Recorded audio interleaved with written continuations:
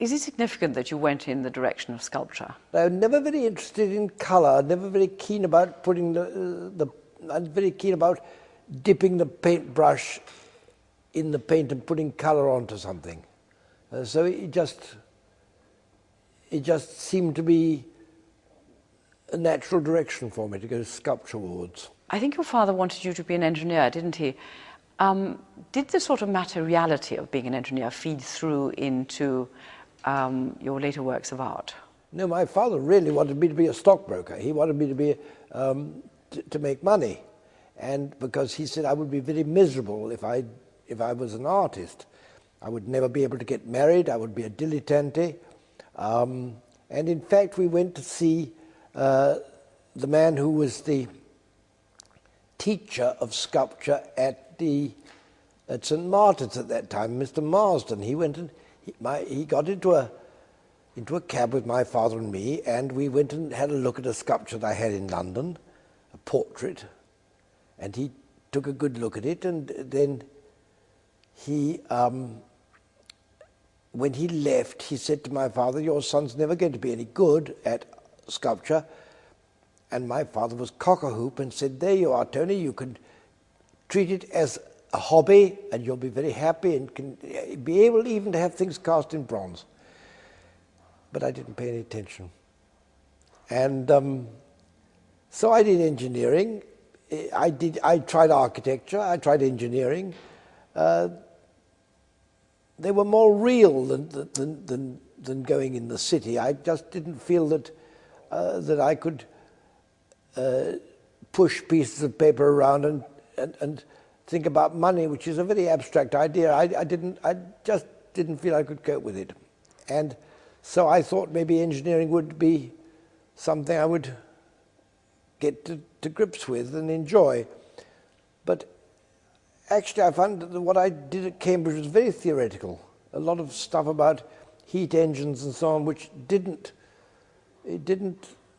touch me at all. The little bit the bits that touched me were the civil engineering things, but even those they weren't hands-on enough. And so reluctantly, my father finally, when I was in the Navy, I wrote to him and he gave in. And he was very supportive in the short time that he was alive while I was still studying. But in fact, it was a good choice. I made the right choice for me. Now, the camera can see behind you a very large piece of work by you. How do you set about making a work like that? Well, I know a little bit about the direction I'm going, clearly. And then I go to my pile of pieces and start putting things together. And I take a piece and I add to it.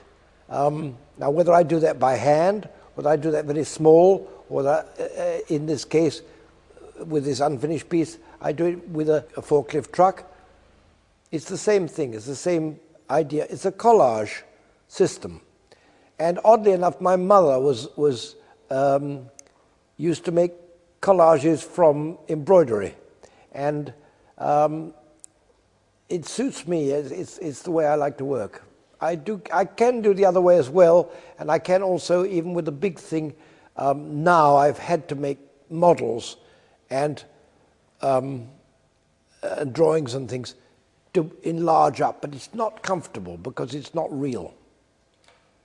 But does this mean that you put together a whole lot of things that weigh sort of half a ton each and then say, no, don't really like that, take it all down again? Exactly, well, that's the idea. Put and take. It's the same, it's the straightforward way, it's the same in a way as Manet painting.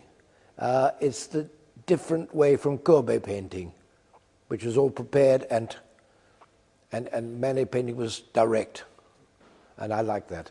You started off famous for being an abstract sculptor, but in later years you've become ever more recognizable in what you do. Not figurative, but still one begins to see shapes and forms. How did this come about? The real change, or it's not a change, but the real possibility came when I started to work in clay and made some things which just turned into warriors. And I made the Trojan War as a result of it. But they turned into warriors. I hadn't meant them to, but they decided that's what they wanted to be. In the end, and I think it's become clearer actually in all of art, it's not a question of whether it's figurative or abstract, it's a question of whether it's good or bad, and that's it. I think my first knockout experience of sculpture was when I was stuck in Italy for a few days and really took a good look at Donatello, and just every work he made was such a turn on, such a marvelous thing, that David and the Gattamelata in Padua and so on. He's just wonderful, and yet he was really taking a lot of stuff out of painting. He was allowing sculpture to go towards painting, and I think sculpture can go towards painting. It can go towards architecture. It could probably go towards film. It's a funny thing, sculpture. It stands in the middle of all these things, and it's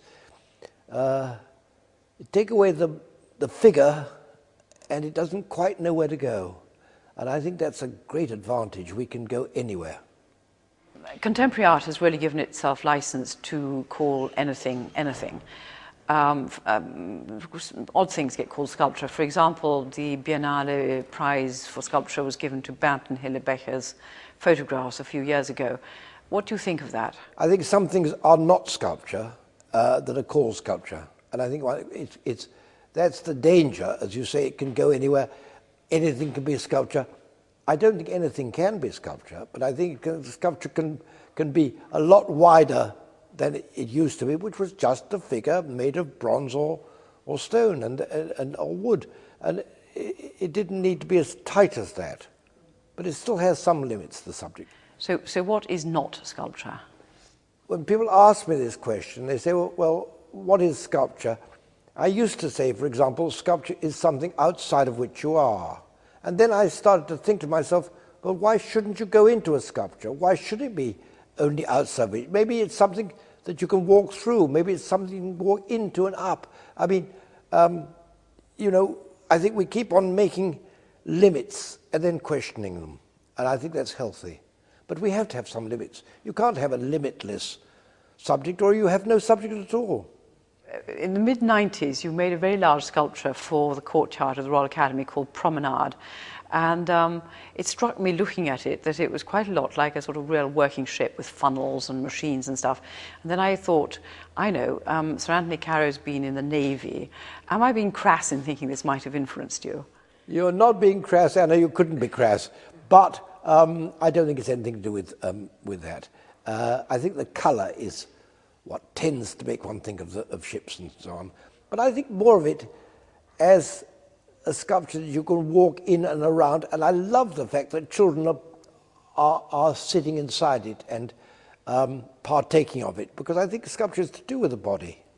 And I think that children become aware of their size and their stretch and all that by playing under the table and in between people's legs and the tablecloth and all. It's all a discovery of what the body is about, how big the body is and how you move it. And I like that idea with sculpture. Now you make table sculptures. How do they stand in relationship to your big ones?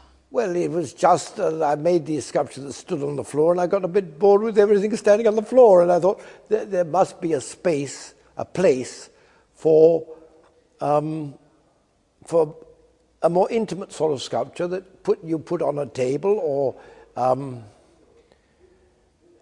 or is a smaller size, without it being a model of a ship or a model of a little tiny head or something you put on the mantelpiece. It doesn't have to be like that. It could be, you could make it, and I called it table because I didn't want it to be sculpture on a stand. I didn't want it to be a maquette. I wanted it to be something in its own right. Does scale make a difference to the kind of sculpture you make? I think it's very important. I think the worst thing is to make small sculpture and then blow it up to be big, because it never looks right. Now you've kept going and you're still producing. How do you renew yourself? I think I was depressed at one stage, and I thought of making a sort of, not a museum, but a sort of centre, an art centre, showing a lot of my work and having young people and so on. But you know, that was such a wrong idea for me. I don't really want to do that. I want to go on making new art till the day I die. And I want to keep challenging myself and doing things that I find are difficult. I don't want to write my autobiography. I don't want to look back. I want to look forward. So I'm out of that depressed stage.